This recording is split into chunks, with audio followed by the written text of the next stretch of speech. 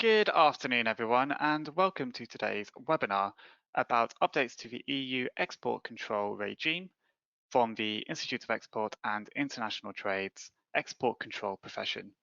My name is William Barnes-Graham, and I will be your host for today. And thank you all for joining, clearly a topic of interest to many of our control professionals, but also our broad audience with several hundred of you on the line already. So thank you everyone for joining. We will be joined shortly by two fantastic speakers. We'll be hearing initially from Roger Arfi, the chair of the Institute's Export Control Profession Board. And then we'll be hearing from Spencer Chilvers from Rolls Royce, who will be talking through, he's the head of export control policy at Rolls Royce NetS, and he'll be talking through the new regime and what it means for traders. Anyway, on to the next slide. I'm going to hand over to Roger. Over to you, Roger. The export control profession of the Institute of Export is the only professional body in the UK, especially for trade control, export control type personnel. It was created and led. It was created and is led by export control specialists. It was launched just about 2 years ago this month, so it's still very young and still working hard to prove itself.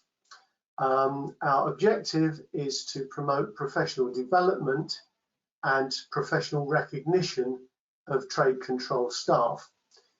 We promote professional development through supporting training, network and development opportunities and other increased compliance opportunities, like for instance today's webinar, and also we have a very active helpline which we would be pleased if you tried it out and explored that too. Our way of promoting professional recognition is through post-nominal letters, which are granted to associates and full members of the Institute. For more information, you can visit us at www.exportcontrolprofession.co.uk, and there's more information on our website there. Next slide, please, Will. So it gives me a lot of pleasure to introduce Spencer today. As you can see, Spencer is head of export control policy at Rolls Royce, which is where I was a few years ago. So I would describe Spencer as a friend and an ex-colleague. In addition to that, you can see from his experiences both with Rolls Royce and previous to that, and also in his role as the chair of the executive committee of EGAD. Sorry, I'm really struggling on my words today. He's got a huge amount of experience and a huge amount of knowledge. As you may well hear during the course of the presentation today, he's not just observed some of the things that have been going on, but some of the things that he'll describe he's actually been involved in. So we're very lucky to have his experience to learn from today. Spencer, I'd like to introduce you and pass the baton on to you. Thank you very much. Okay, thank you very much, Roger, and good afternoon, everybody. Next slide, please. Right, what I want to do today is just to run through a number of the areas that we're going to look at. We're going to start with history and context of the regulation, what it covers, some of the updates, an area which that won't interest everybody, but is quite novel. That's non-listed and cyber surveillance items. Look at what the EU has to say on internal compliance programs in the context of the regulation. Look at the Union General Export authorizations, what's out there and what's coming. Look at also awareness raising, what the EU has been asked to do and what it thinks it can do. And also look at relations with third countries, which is something new to this concept of the regulation. So Next slide, please. So here we are in 2021, and this journey actually commenced all the way back in 2013. As you'll see, the Commission has to report regularly to the Council, that's member states, and to the European Parliament that the EU should upgrade its export control system to face new challenges. There were Commission communication in 2014, an impact assessment, also actually in 2015, not 2014 as it says here. The Commission produced a proposal for the regulation back in 2016. And after that, it was subject to negotiation amongst member states, and also the European Parliament looked at it as well. What happens in it usually is that the Commission produces a draft regulation, and then it's up to the member states to go through that and to decide what they like about it and what they don't like about it and what changes they'd like to see. Similarly, the European Parliament does that. This is the first regulation that the European Parliament has actually been involved in. Prior to the Lisbon Treaty, which changed a number of things in how the EU was run, the main sort of beneficiary of the Lisbon Treaty was the European Parliament, that gained a lot more aegis over all sorts of different areas that it never had any say in before. Member states finally reached a position in July 2019 that they thought they could live with. Next slide, please.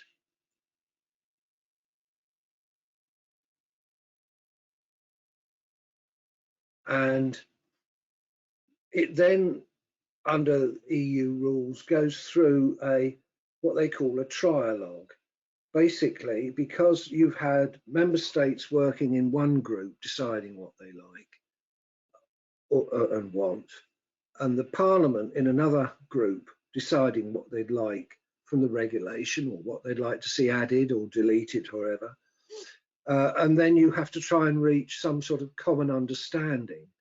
So have these meetings between the Commission, the Council, which represents member states, and the Parliament, to try and get somewhere which everyone is comfortable with.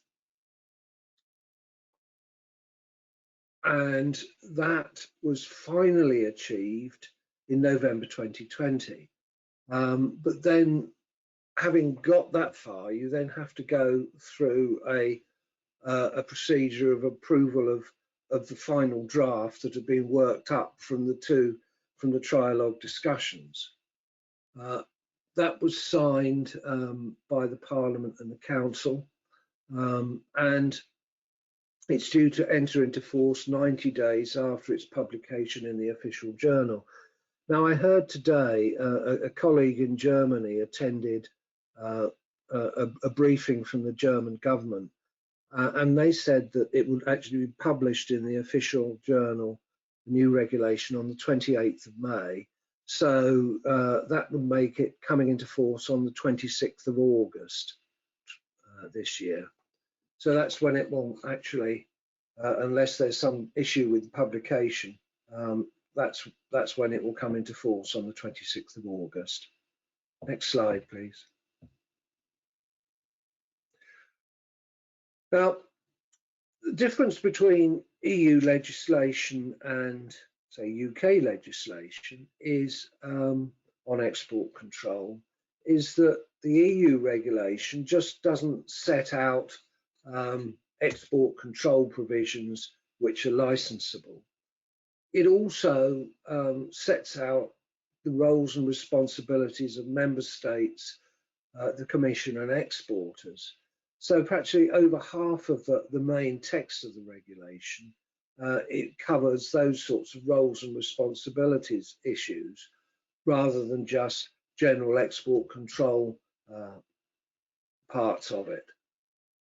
What I'll be covering this afternoon is the export control parts of it, not the roles and responsibilities of member states and the Commission. You'll be pleased to know. Now, there's the body of the regulation and the number of annexes. The first annex, by far the biggest, is the list of controlled dual-use items. Now, as part of the new legislation coming into force, the last iteration of Annex 1, the control list, which was published under Regulation 2020-7049, the new regulation doesn't make it clear whether all they're doing in the Annex 1 on the new regulation is taking the control list as it was updated on 7th of October 2020, or whether it goes beyond that. I've got a feeling that all they've done is actually taken that regulation they produced in the 7th of October and added it to the list. This is because due to COVID, a lot of the export control regimes, that's the Wassenaar arrangement, the missile technology control regime, the nuclear suppliers group, and the Australia group, which deals with biological and chemical issues, haven't really met. They've only met virtually. And nearly all virtual meetings that I've come across in the last year or so have sort of resulted in maybe a call like this that lasts for 2 hours a day, when before they might be meeting for a good 7 hours a day. So you can see not much actually has got done, and if and there aren't the opportunities to haggle like there would be with face-to-face meetings. So probably nothing much has actually been agreed in the export control regimes to take you further than February 2020. Now, Annex 2 is the Union General Export Authorizations. Annex 3 is the model license forms, which are very much the same from one regulation to the next. Next slide, please. Annex 4, that's the list of dual-use items licensable for transfers within the EU, because although most items under this regulation do not need a license if they move between countries in the European Union, there are a list of items where, in fact, you do need a license. and so there's Annex 4, which doesn't really seem to have changed since the last regulation.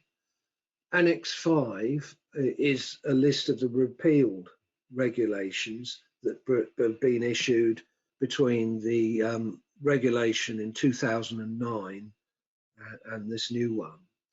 And Annex 6 is a correlation table which highlights changes made to the old regulation to achieve the new one. Next slide, please. So what they've actually done, they've updated quite a lot of definitions and control parameters. There's talk there of trying to harmonise, simplify and digitalise licensing, because not all European countries actually have electronic licensing systems. So there's an idea of trying to get them all electronic. And the Commission have been working away for quite a few years now on developing an electronic licensing system which member states can use if they haven't got one, or if they want to update the one they've got. It's not compulsory. It's just something that people can use, because a lot of the states, of course, don't have much in the way of resources devoted to export control, and so they need all the help they can get. There's also a lot more emphasis on enhanced information sharing and cooperation, not just with EU member states, but also with third countries.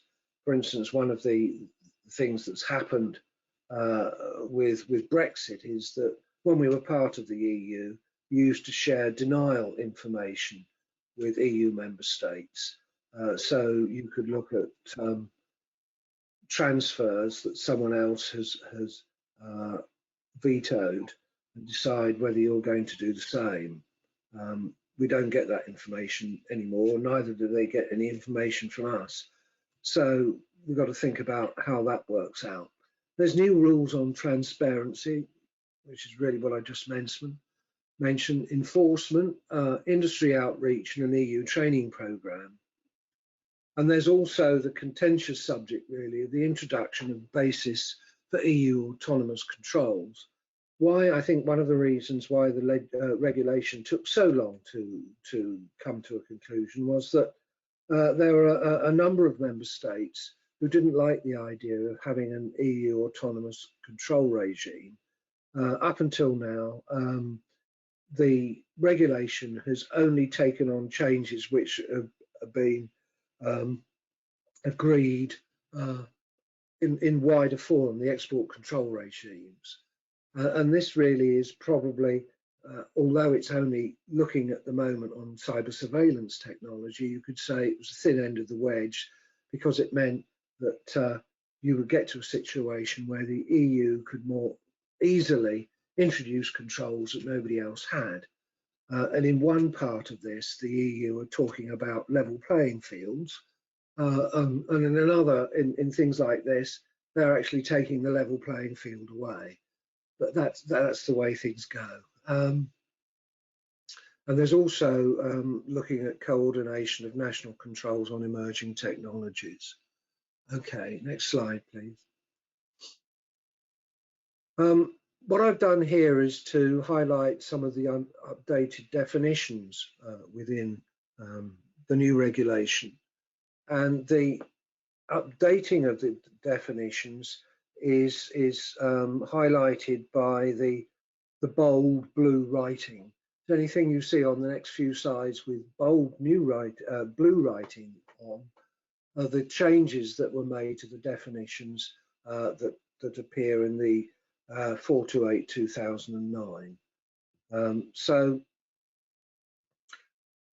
what they've actually done is updated the definitions of export to take into account more the transfer of technology by electronic means. And so you'll see here they're really sort of trying to screw down here when these controls apply and when they don't. Next slide, please.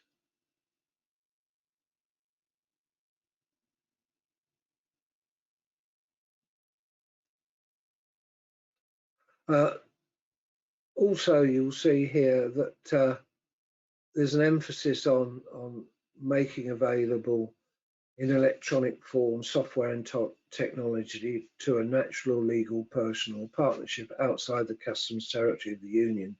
So you've got an updating of the text on exporting and exporter to highlight these electronic transfers. Some people have found that quite useful, those sort of proposed definitions, because it makes it clearer what you can do and what you can't do. Although it's true to say that all member states, not all member states have issued guidance on how they will handle electronic transfers, the use of the cloud and so on. I know the Dutch have produced a paper which is also in English and has been out there for a couple of years. The UK has done something recently. And I understand France is also looking at producing clearer guidance on electronic transfers. Next slide, please. Now, a couple of the areas here that have been updated. One is the provider of technical assistance. And these more specific definitions which have been put in aren't something that we would generally need to worry about. What they all date back to is a United Nations Security Council resolution 1540, which really looks at how states control items that could be used for weapons of mass destruction. And two of the areas this is the first one, are areas that the EU has decided to make clearer, because they're what I would call an insurance policy for the EU in ensuring that its member states can actually abide by the provisions of the United Nations Security Council resolution and have the ability through penalties against these sorts of things to ensure that they can enforce the provisions of the United Nations Security Council resolution. So these controls only apply to weapons of mass destruction and also to arms embargo destinations.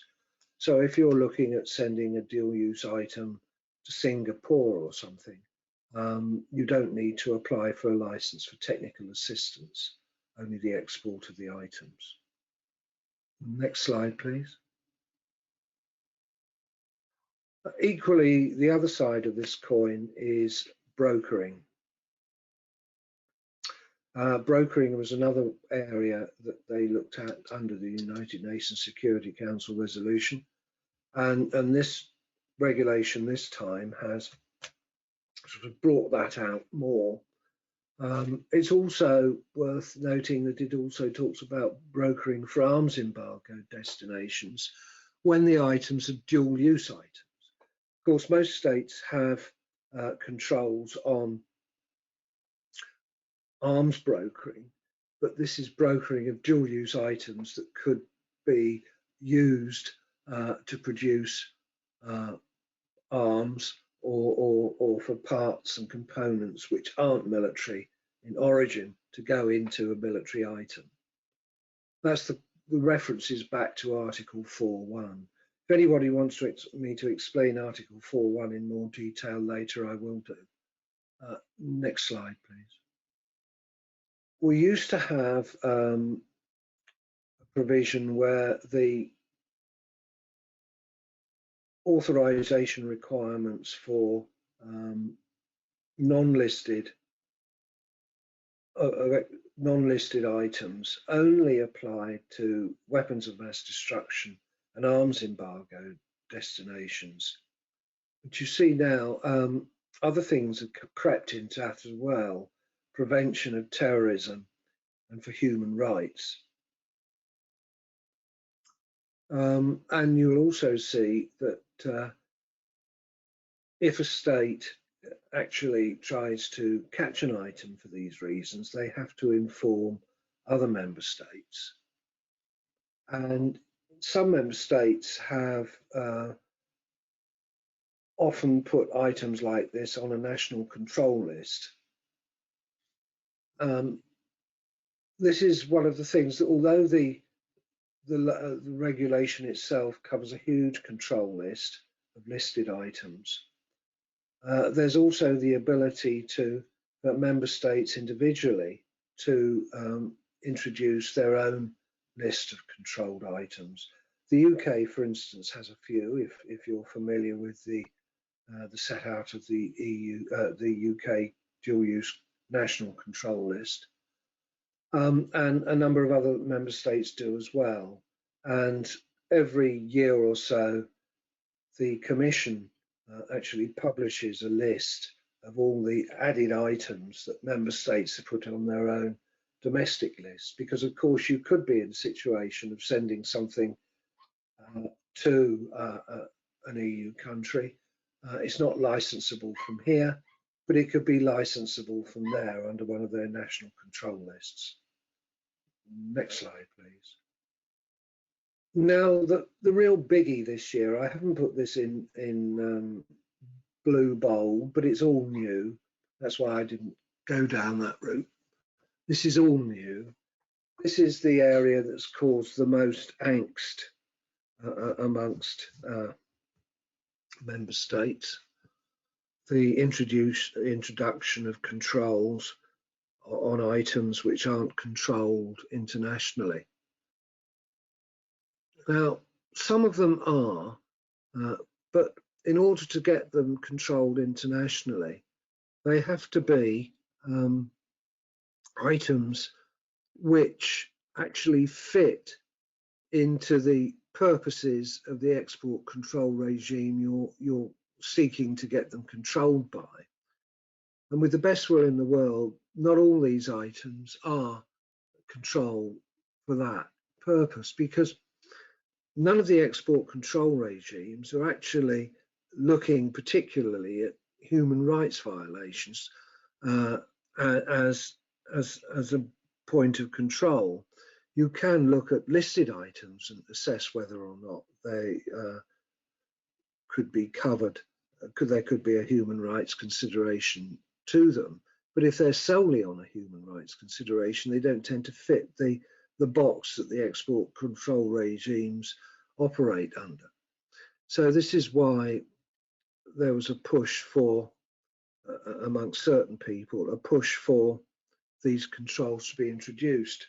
It was the European Parliament that has done a huge amount of lifting and prodding on these sorts of issues, and also supported by Germany. I think the German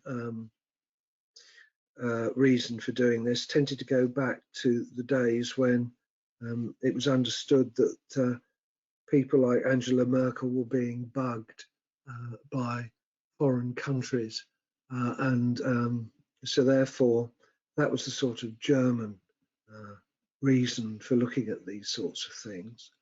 And the European parliamentarians were looking at basically as a result of cases that had come to them and journalists complaining about being monitored and so on. Next slide, please.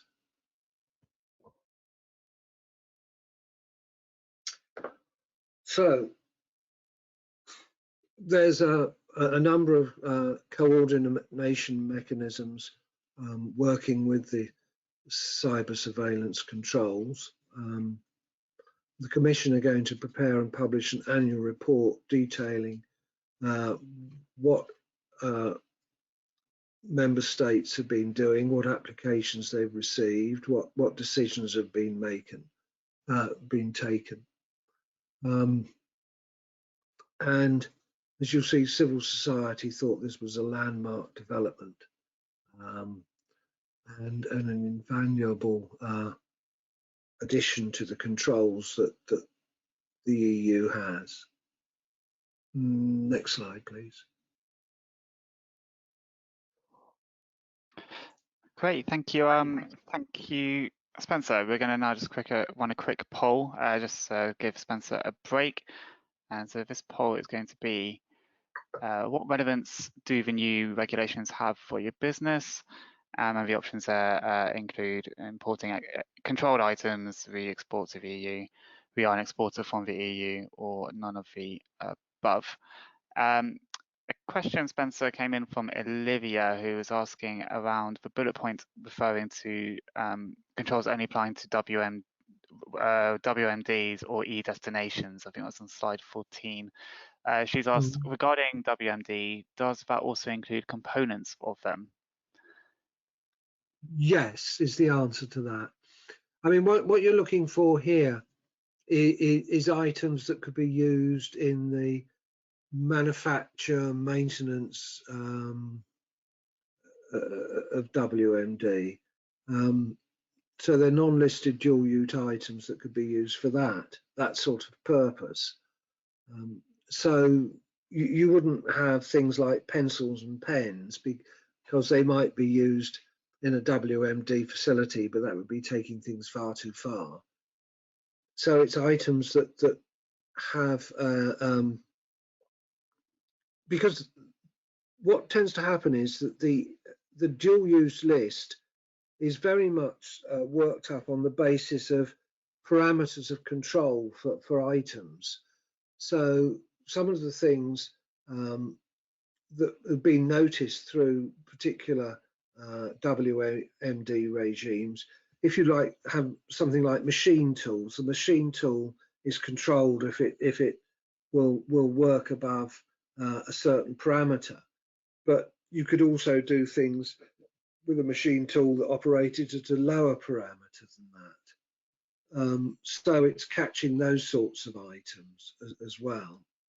There's quite a lot of WMD programs have worked with combining non-listed items to make something that then becomes a listed item.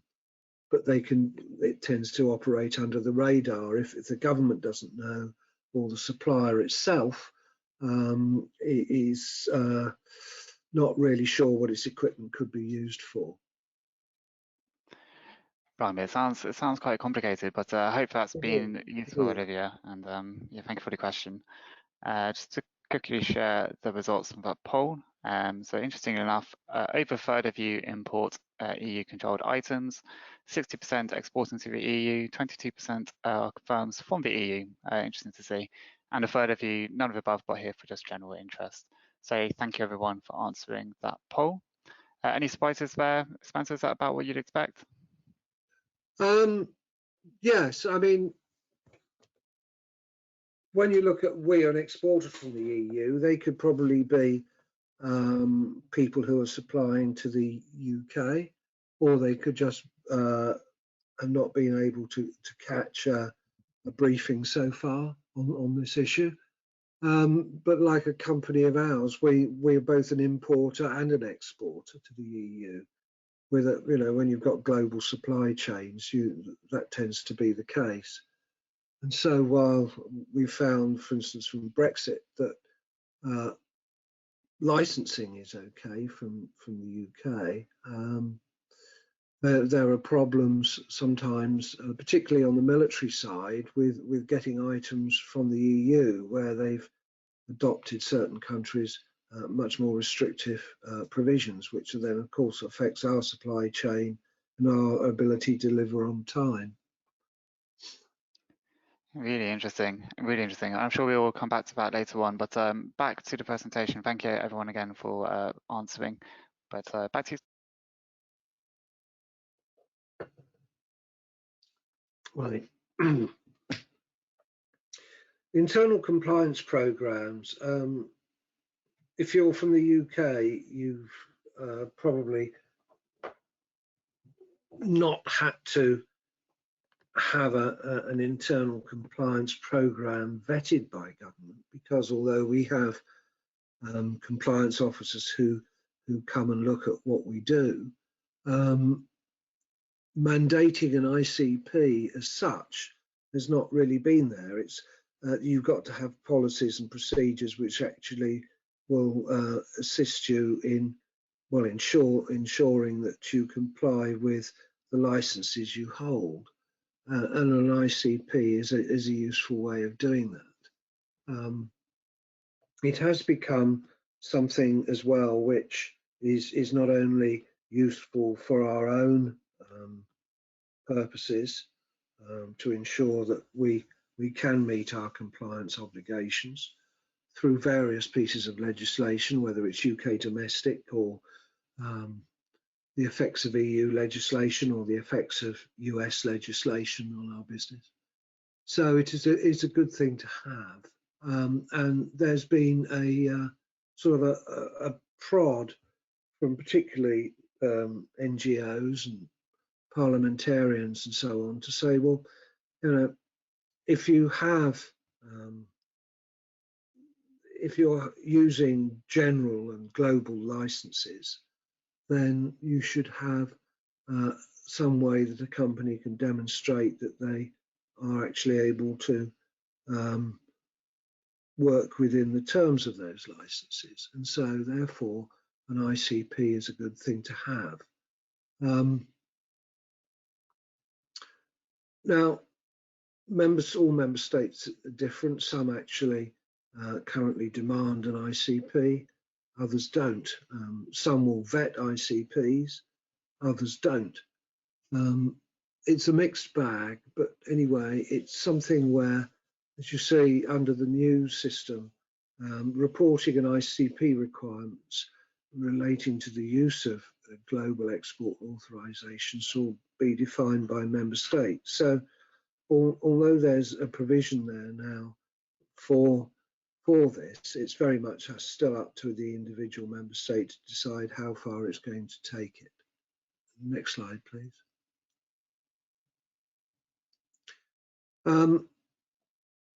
one of the parts of the regulation that people don't often look at is the preambular paragraphs. We tend to start at Article 1, you know, sort of definitions and things like that. And there's a lot of blurb at the front of the regulation. And actually, this sort of, what I've put here under internal compliance programs, starts with the preambular paragraphs. It's something that the Commission works up, member states work up, and also the Parliament. So it says within the preambular paragraph, guidelines for ICP should be introduced to contribute to achieving level playing fields between exporters, enhance an effective application of controls.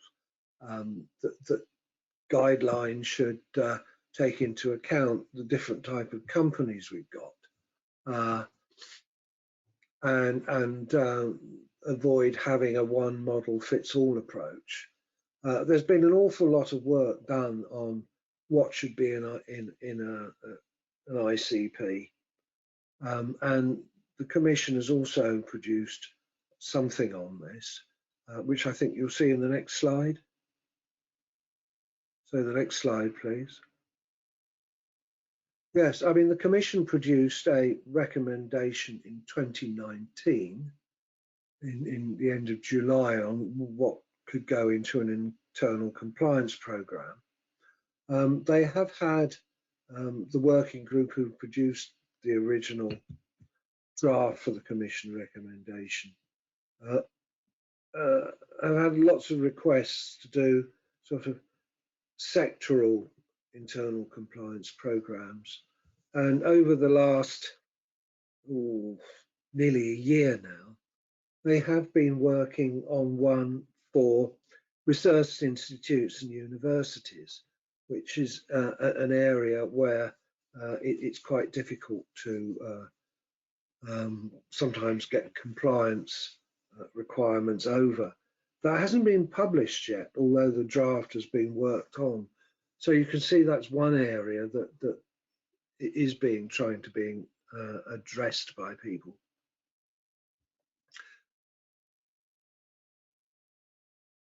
Next slide, please. Now, there are currently 6 Union General Export authorizations. Of course, these are set out in, the first 6 are set out in the old EU regulation. The UK took those on as legislation which they inherited from the EU. The EU has now introduced in this regulation 2 new general licenses, intergroup transfers of software and technology. It's only software and technology. It's not. It doesn't cover physical goods. And there's also an encryption one as well that's been introduced for certain countries. Those are 2 new ones. I don't know whether the UK will introduce these or introduce general new licenses, which would cover some of what is covered under those 2. But those are the 2 new ones which will come into force when the regulation enters into force sometime at the end of August. Next slide, please.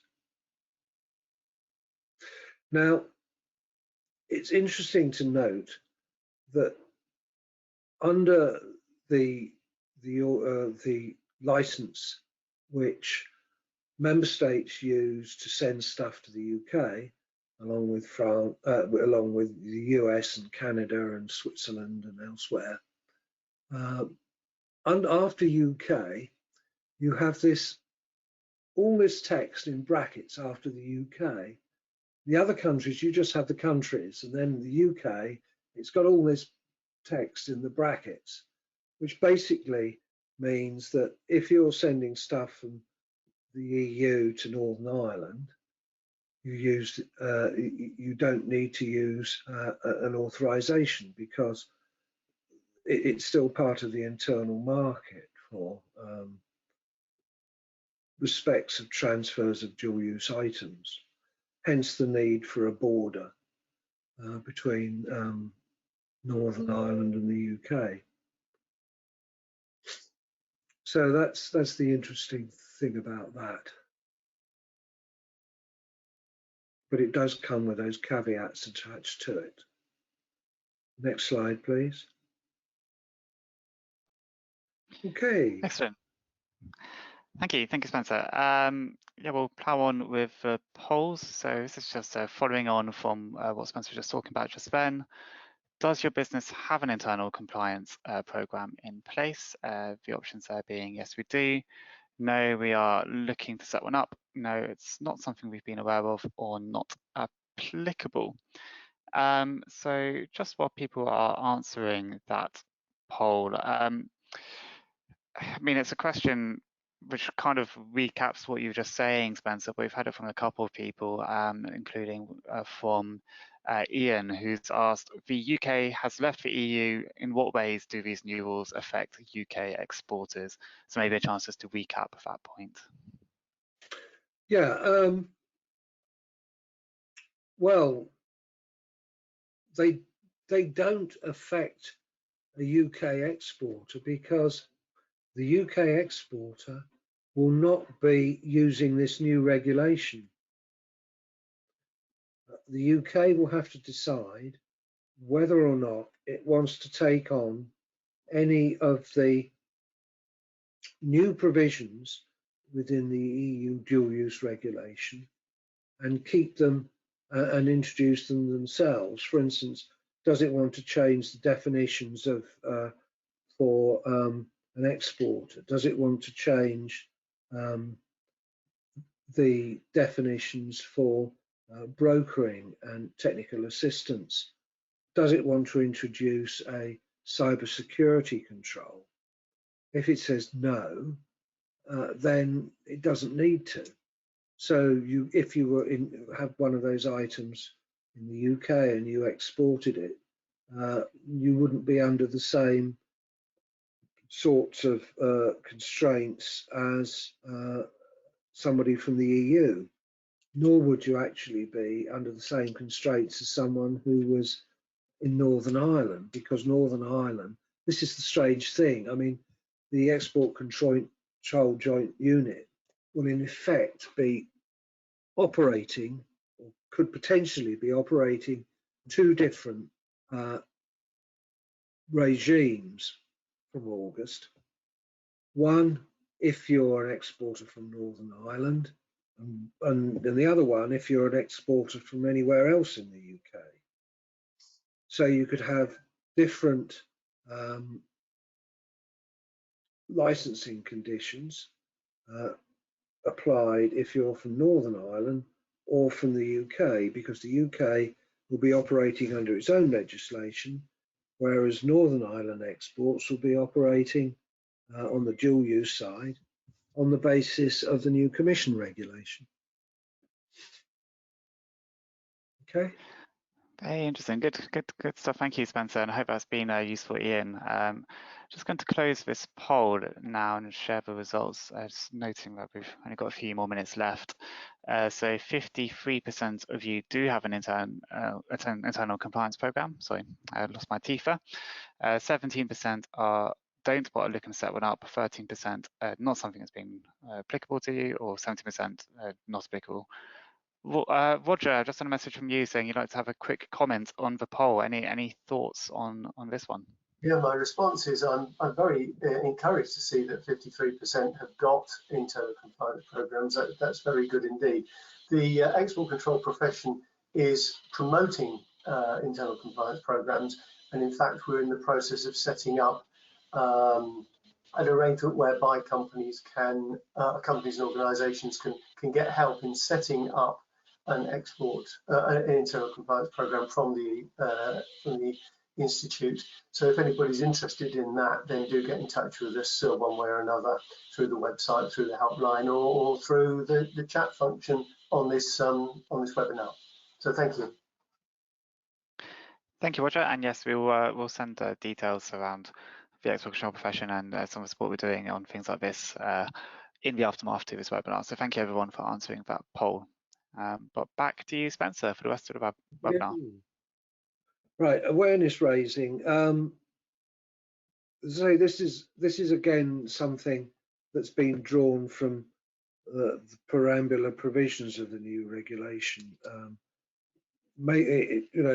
highlighting that there's lots of people out there need to have an awareness of dual use controls because it could well affect them. So not only is it service providers, it's researchers and consultants and people generally who are transmitting dual use items electronically.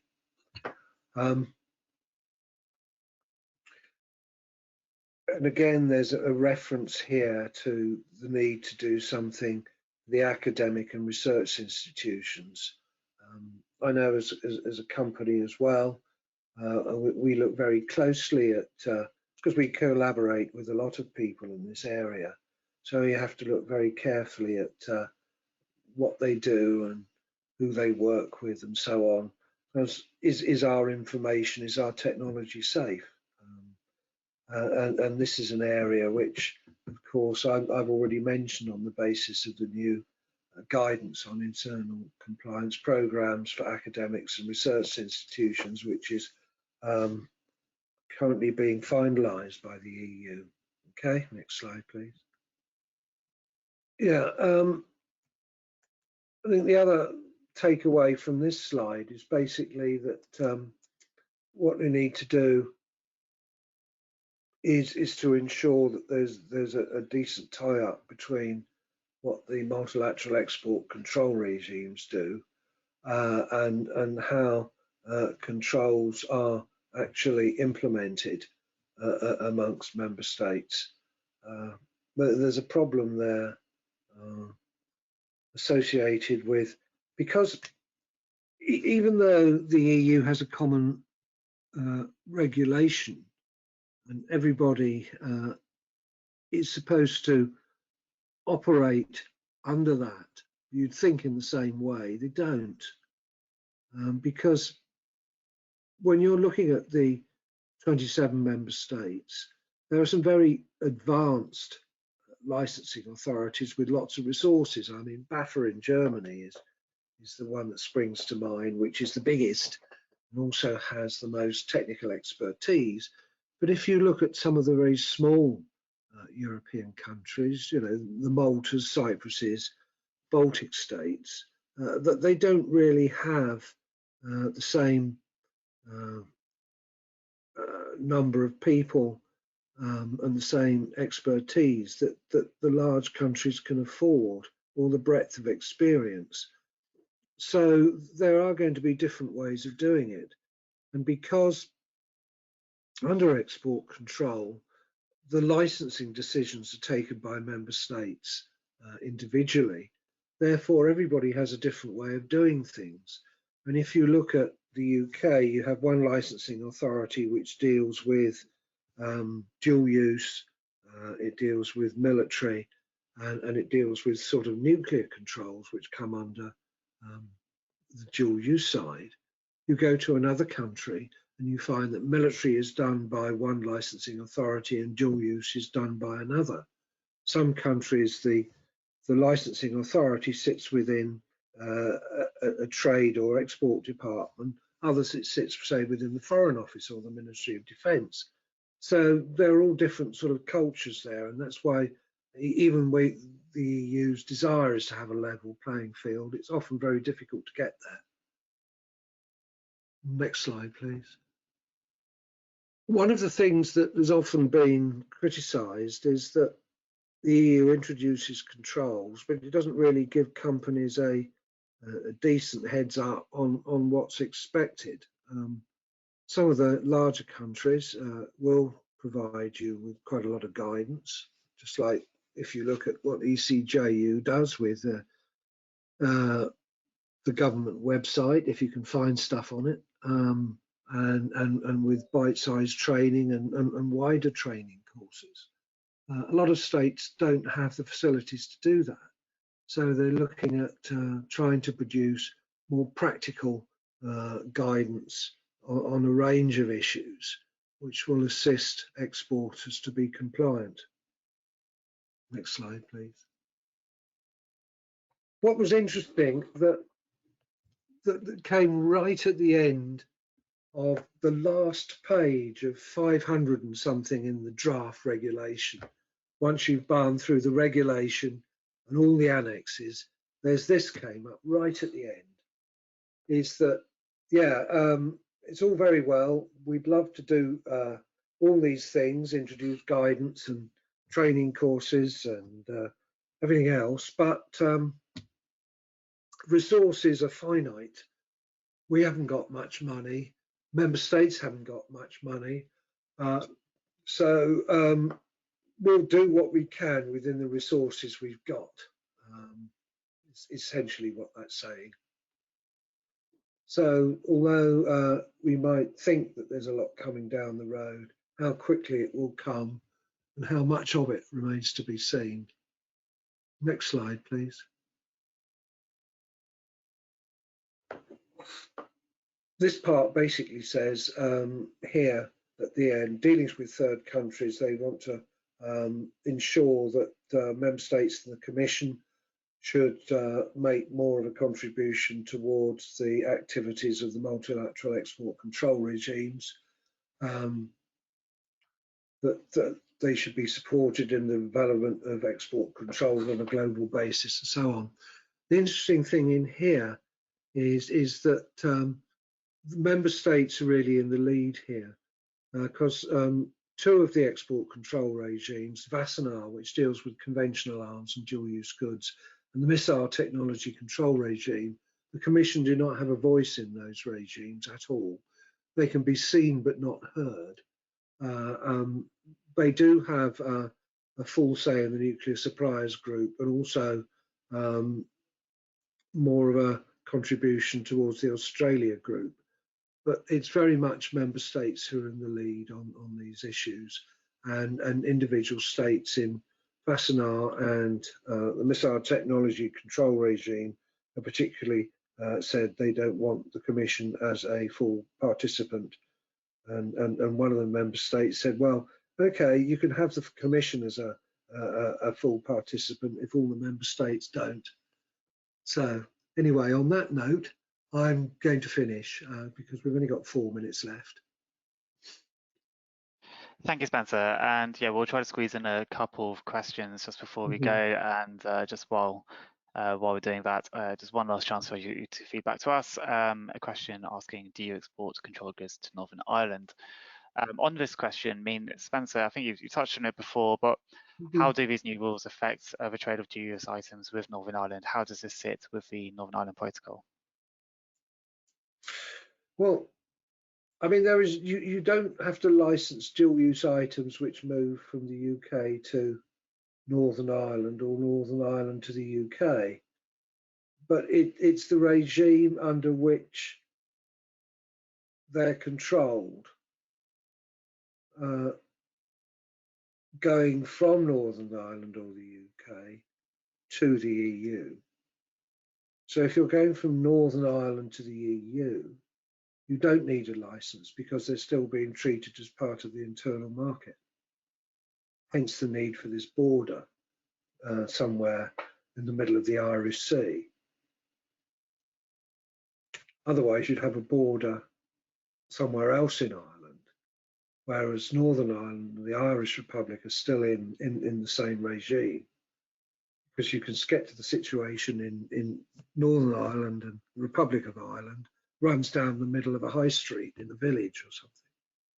So you can see how things would get very complicated if you didn't allow that free movement. It's a really interesting area. And just for close out poll, actually, 12% of you do export potential dual-use items to Northern Ireland, 83% don't. But if you do need any support on any issues around trade with Northern Ireland, do have a look at the Trader Support Service, which is from the government. That's that will hopefully have some answers. They're not maybe specifically on controls, but it will do for some of your other needs like declarations. A couple more questions. Rebecca has asked, can entities not established or with fiscal representation apply for a UGEA? No. No, I mean, UGEA, you have to be actually you have to be within a particular state. If you're French, right, you can use a UGEA, which is then valid for exports throughout the community from anywhere within in the community. So if you're in France and you've got goods in Germany, you can use your license which you registered for in France to export the goods from Germany, say, to the US. But what you can't do is, if you have no presence within the EU, you cannot sign up for an EU license, because it's only there for people who are established within a particular member state. You go there for your license. So if you're in the US, you can't apply for an EU license, for instance. Neither if you're in the UK can you apply for an EU license. Okay, thank you. I hope that's been helpful, Rebecca. And then one last question. This was from Martin. It's actually, you said you were going to go into a bit more depth at some point. So he's asking about Article 4.1. He's asking if you could say a little bit more about what that one in particular means. Well, basically, there are two parts to Article 4. There are what it controls, which is WMD and military non-controlled dual-use items. It controls non-controlled dual-use items for weapons of mass destruction or arms embargo destination purpose. It works on the basis of either being informed by the government or you having knowledge that the items could be used for that, and then going to the authority and saying, we think this item may be going to an arms embargo destination for incorporation into, say, a tank or something.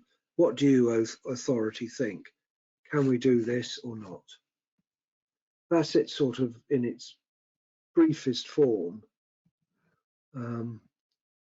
But there is guidance out there, and if anybody wants more guidance on that, and something a bit less rambly, as I've tried to do in the last in a few seconds, then either look at the regulation or we can come up with some guidance that you can view.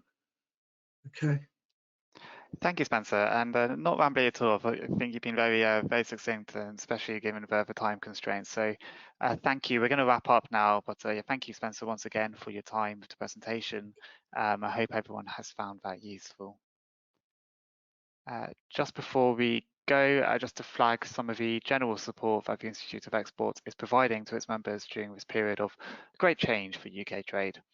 If you join with us, you will get access to a great range of support and benefits, including answers to your queries for our technical helpline, the opportunity to learn about the processes and practicalities of trade through discounted one-day online training courses, a chance to continually update and maintain your knowledge through our member-only lunchtime webinars, discounts on bespoke consultancy services to get hands-on support for your business's training needs, and much, much more. For more information, please do visit the site at export.org.uk. And finally, we are providing a new Brexit support package of bespoke training for your business, which is completely fundable by government grants worth up to £2,000. The package includes training and advisory services that can be delivered in-house, and it also includes the creation of a bespoke action plan for your business to help you adjust to the new rules and processes resulting from Brexit.